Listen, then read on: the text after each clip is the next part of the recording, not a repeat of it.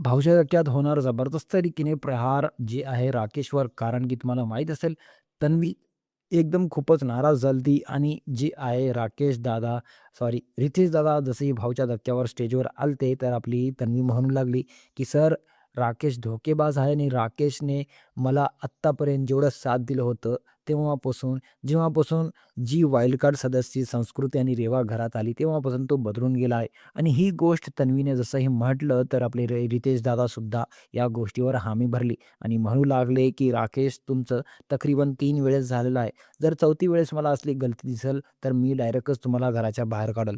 तुमची जी फ्रेंडशिप आधीपासून आहे, तुम्ही त्याला कायम ठेवा. नवीन फ्रेंडशिपला, नवीन फ्रेंड्सला बघून किंवा तुम्हाला जी आहे एकदम सेफ होण्याचं कारण बघून तुम्ही पुराणी जे तुमची ओल्ड आणि जुनी फ्रेंडशिप आहे, जसं की तन्वी आणि राखीसोबत हे तुम्ही तोडू शकत नाही. जसं असं म्हटलं तर भाऊ आपले रितेश दादानी इथं तन्वी तर इमोशनल झाली, परंतु राकेशसुद्धा इथं इमोशनल झाला. कारण की राकेशची यावेळेस जामून क्लास लागणार आहे.